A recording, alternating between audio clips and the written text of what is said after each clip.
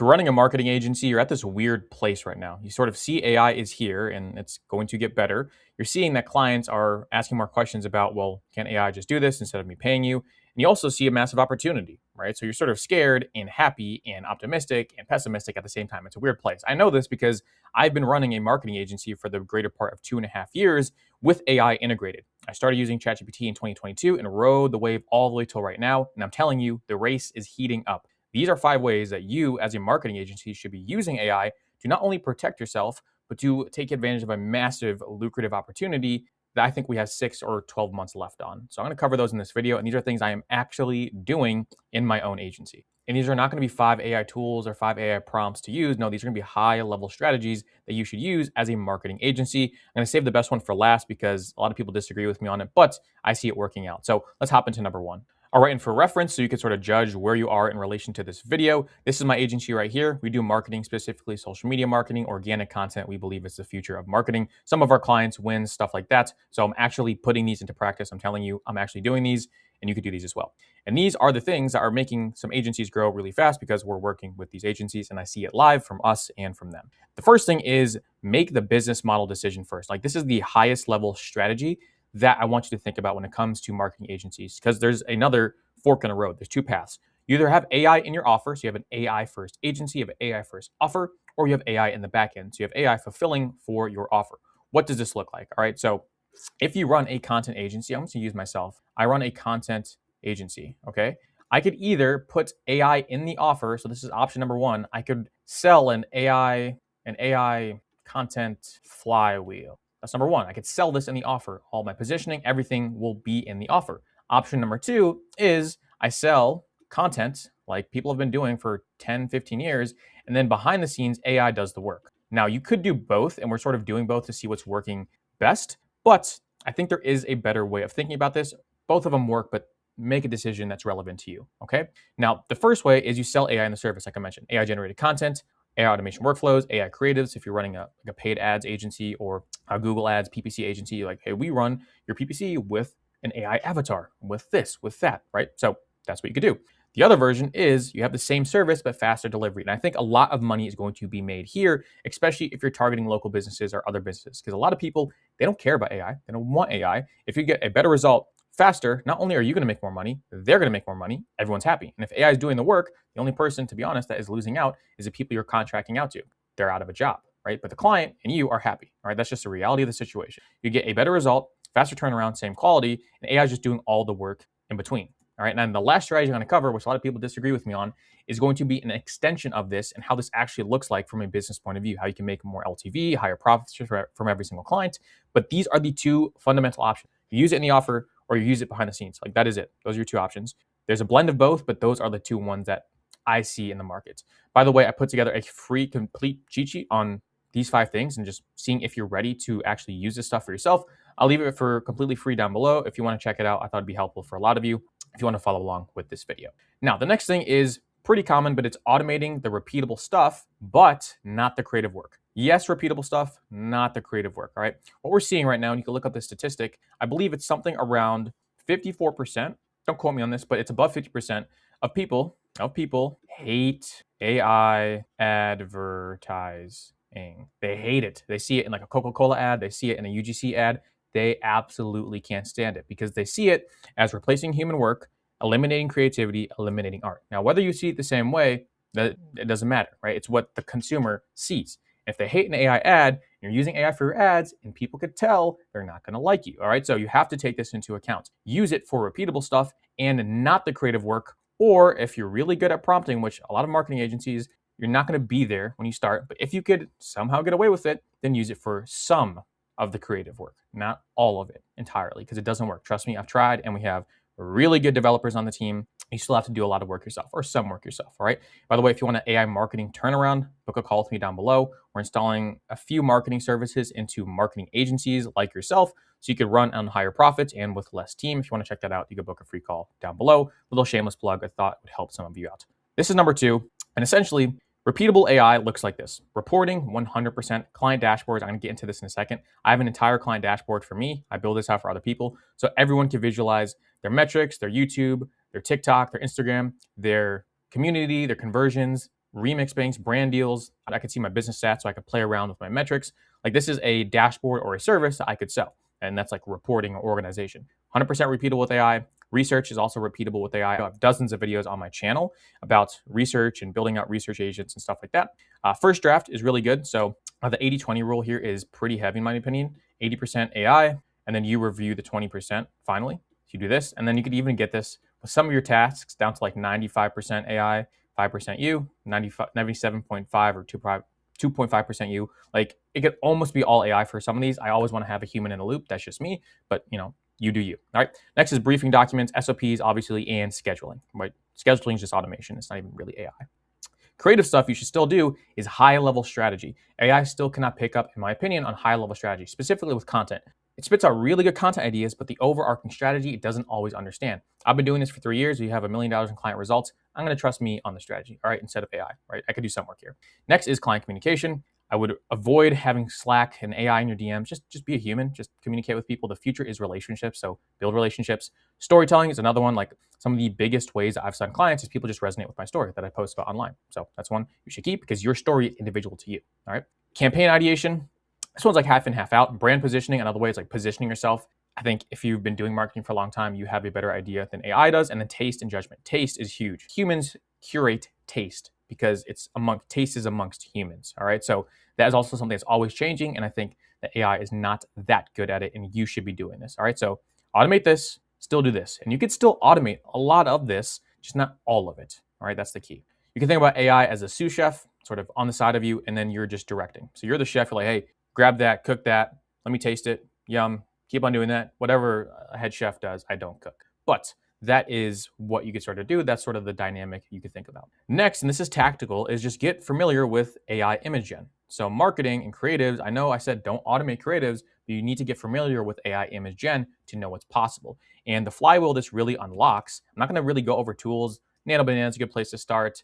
Higgsfield, GenSpark, like all these tools. But what you could do if you're running an ads agency, and this goes for content as well, the flywheel is as follows, right? You win with ads by testing, right? So if you could test 1,000,000 variations, or not 1,000,000, 100 variations, this is a winner, this is a winner, then you could create more winners like this based on this. Now, if you say this is a winner because this hook and this style is different, then you keep on going down. Like that's how you get a winning ad with like a nice headline, sub-headline, and a nice creative, right? That's how you end up testing. Like these are all creatives. These all fail. The one circled win, the one circled win, and then you just test at scale. And this used to cost thousands of dollars. You need a team member to do creatives and all these different things. Now you could have AI spin up a bunch of different creatives for you and automatically test for you, right? That's the best way to go about it or think about it, okay? The speed is insane. Like this takes days and thousands of dollars in staff and team and coordinating and Slack and headache. Now with a workflow, you could just set this up in minutes. And actually, I have a video on exactly how you could do that a few videos ago, and people have used it and it works really well because it's you're connecting Nano Banana to Claude. And that's that video right here. For some reason, it doesn't have a thumbnail because YouTube is not loading it, but you could create instant images for your videos using Claude Code and Nano Banana. Okay, so that's something you could do instantly. I wouldn't use Midjourney. I would use Claude and Nano Banana. Like that's the best so far in my opinion. But again, just getting in reps over and over and over and over till you get something that's working, and then you use the human talent to come in and curate what's working with taste, with feedback, with your human brain and your strategy. And again, it's not about replacing designers, it's about making them faster, making them more efficient. Again, going back to my YouTube channel, these are all AI thumbnails. Like these are AI thumbnails, and my videos have been doing very well recently. Well, did I fire my thumbnail designers? No. Do they work on more client accounts in my account? Do they work more? Do they get more output? Yes, and the best thing about it is, again, it's a win-win sort of all the way around. This is my thumbnail designer. I give him an AI system that I built. He can now do this. Let's say he does 1 hour of work a day. He could do 1, 2, 3, 4, 5 points of work. Before, without AI, and once that same hour, he could just do 1 output. So now he's able to do all this output, and he's still working the same. So he doesn't care. It's even easier for him. It's better for me, better for our clients. All right, so that is sort of how you should think about it. Like that's how you can empower your people, your designers with AI. Now, if you have a massive team, I'm not gonna lie to you, some of them you could probably let go and some of you probably will do that. Again, that's the reality of the situation, but you're not firing your whole team. I will never tell you until it's actually real. Make sure you're following along for the day that happens because I'm gonna keep it real with you guys. The day I could actually fire all my designers, I will let you know. I probably won't do that, but if it's possible, I'll at least let you know, guys. Depends how type of business you like to run. But that is how I think about it. You're not replacing designers, you're making them faster. Old workflows: designer, blank canvas, initial concepts, revisions, then revisions, back, delivery. The way I say this is because I run a content agency. I've looked at thousands of thumbnails, hundreds of videos. It takes a long time and it's not fun. New workflows: AI generates concepts, designer evaluates, refines, and delivery. Boom, right? So again, if the AI system we built can do 80% of a thumbnail, then the human just polishes up the rest. That's all it is. And actually, our AI system's pretty cracked. It does like 97.5% of the thumbnail. But I'll say that for another day. Actually, we have that down below in our community. If you want to check our AI marketing community out, our thumbnail designers, templates, everything is in there. If you want to go ahead and use that to post more and make more for your business with less recording and less effort on your end. There's a bunch of cool stuff in there, so recommend checking that out. Next is getting comfortable with Claude Code. This is the driver behind everything. Again, if you see my videos, these are all about Claude Code. It's not because Anthropic is sponsoring me. Anthropic, if you're listening, I would love a sponsorship, but it's because the product is that good. It made this presentation for me, it made this script for me, and it's making this all possible. This dashboard I showed you, this is all possible because of Claude Code. And again, the Claude Code, if you haven't watched my other videos, code, it's not coding. Guys, it's not coding. It codes for you, but you give it English. So it's just like prompting anything else. I have a setup guide in my community or on my page, a less setup guide, a less in-depth one about how to set up Claude Code and get it started if you're a marketer. But this is what's going to be the separating factor for agencies in the next 12 months. If you understand this tech, you are going to thrive. If you don't understand this tech, I'm not going to say you're going to die, but it's going to be tough. All right. And just do not be scared of the word Claude Code. Just hop into it, start using it. I'm telling you, it's easier than you think. And if you have any questions, you could drop them down below. Because what Claude Code does, it sort of forces your mind into this new way of thinking. Agencies think of AI as like apps. I could go to ChatGPT for writing, Midjourney for images, and go to make.com to chain everything together. Well, Claude Code is an operating system. So it's everything in one, right? So instead of thinking about, I know this does A, this tool does B, this tool does C, you sort of get the point, right? This tool does D, like writing and image and this and that. Now, with Claude, you have this. You have your business, B-I-Z. This is your business.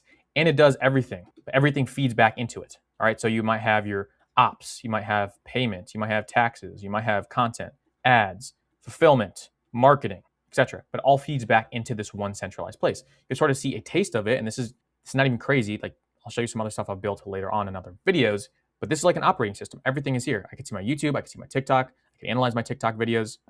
This is not accurate because it's updating, but profile visits, average completion, like it tells me when to remake videos. My engagement rate in this one is pretty insane. So it's not perfect, but here we go. But everything is in one place. My Instagram, same thing, conversions, community, it's all here, and this is an operating system. This is the way you want to think about it. You're not going to 10, 20, 25 different tools looking for everything, digging through Slack. Everything's linked in here. And just to give you guys some sauce, it's not going to be a technical video, but when setting things up, you want to think about setting up Claude Code properly, which I have a video on, again, or ask questions or join the community, everything's there. You want to think about everything as an API call away. API call is just connecting two softwares. That's all it is. You get an API key and it allows two softwares to talk. So Claude can now talk to your Slack. Claude can now talk to your QuickBooks for tax. Claude can now talk to your Stripe for invoicing, etc. And it's all done by API. That's exactly how it works. And then the UI, the user interface, that's how you design what you want things to look like, how you want things to operate, etc. All right, so that's all it is. But instead of thinking about it as apps, it's an operating system. It works together. And think about this. I know you're marketers and your head's spinning, but it's spinning with excitement. It should be. Like, this is powerful. It's crazy. The best part is you don't need to be a developer. I have a biology degree. ChatGPT came out when I was my junior year in college. I finished with a biology degree, stopped, ignored all job offers, went right into AI. Because I knew we would get to this point, and we're at this point, all right? I did not code anything here. I just understand how marketing works. I understand the structuring of LLMs. I understand tools. I don't know how to code, and you don't need to do either. This would have taken a lot of time and cost me a lot of money. Now it doesn't. Start every single day, build that skill, and trust me, you'll build some really cool things. And number 5, right? This is where some people disagree with me. I just think it's something for entertainment. Like, think about this, because I think it can make you a lot of money depending on your business model. It might sound counterintuitive, but you could lower your margins, or you could lower your potential for margins to have a higher LTV. Now, this is getting into a lot of business talk, but essentially, most agencies will use AI to reduce delivery costs and pocket this margin. The smarter play, in my opinion, you could do this. AI reduces delivery costs, pass saving to clients, and then you could get lower prices, clients win more, build volume, learn faster, get better. What does this mean? All right, so you have an offer. I'm just gonna use my offer again. So we do a done-for-you YouTube service. If you wanna grow your YouTube, like I've grown my YouTube, this past month, I've got 300 leads from YouTube. Look at my channel. Seriously, if you wanna build a YouTube channel, book a call with me down below, because we've done it for dozens of other people. Or let's just say this is our offer. These are not the exact details, but our offer is we post 25 videos for you and 50 shorts for you plus a bunch of other things. And let's say that offer is 7.5K. All right. Let's say normally, so this would be normal times on the left, normally before AI, this took, let's say, 4K to fulfill. I'm not going to give you exact numbers, but 4K to fulfill. That means my profit on this, guys, now it's getting messy, was 3.5K. All right. That's how much I made when delivering this at this price. Now, let's say after, same thing, 25 vids, 50 shorts. Let's say my delivery, instead of 4K, let's say it's like 1.5K, because AI saved us that much. I don't have to pay a content strategist. I don't have to pay a lot of editors. I could just roll with a little team. So now it's like, oh man, well, I could increase my margin from 3.5K. I can make 6K profit now. Awesome, right? Yes, I could do that, and a lot of you will, and I might even. But what you could also do, if I get rid of this, is you could do something along the lines of reducing your price. Because if you reduce your price by a little bit, I'm not talking about crazy stuff here. Instead of 7.5K, if you charge like 6, your close rate is going to go up. You're going to collect more cash, and people are going to stay with you, because this is just an insane deal. 25 videos for 6K, 50 shorts for 6K is like insane deal. Other agencies would charge 10, 12K for this, right? So if it's an insane deal, close rate goes up, you work with more people, you get more data, you have a higher LTV, meaning people stay with you longer. Like in that example, let's say people paid us 7.5K, they did it for 2 times, that our LTV per client is 15K. Okay, cool. Well, if someone pays us 6K for that same offer and they stay with us for 4 reiterations, right? This is not a month, this would be like per quarter. Let's say they stay with us for 2 years, so that's times 8 quarters. Well, then what's the math on that? 48K, I'm gonna say? That's the LTV, right? That's the lifetime value. So you have to be just taking these things into account. That's just my take. That's what I think people should be thinking about. Instead of pocketing all the margin, which you could reinvest into marketing, and there's different ways to go about it, you pass some savings on the client, have it be a good deal, increase your close rate, increase the LTV, and then you have an insanely profitable business, and you're still not working too much because you have AI doing a lot of the stuff with your team. It boils down to when clients feel like they're getting an exceptional deal, higher LTV, less churn, more referrals, and you give yourself more room to get results, right? That's how I think about it. So if I were running a marketing agency today, first thing I would do is talk to me about building out AI systems for your marketing agency to take advantage of these strategies. Right after that, I'll be looking at making the business model decision, so offer or backend or a blend of both. Automate the repeatable processes, not the creative ones. Get good at AI image gen. Get comfortable with Claude Code, and then improve your offer and just think about how you want the margins to work out and manipulate the numbers to work out for you. If you want to apply these in action, again, I have a free PDF for you guys to fill out just to see where you are. I have a community down below and then a book a call as well if you want to check out more done-for-you solutions. That was another video. I hope you guys enjoyed. If you learned something, please leave a like and subscribe. It helps me out a lot. And I will see you guys in the next video. Make sure to watch this one next. Take care.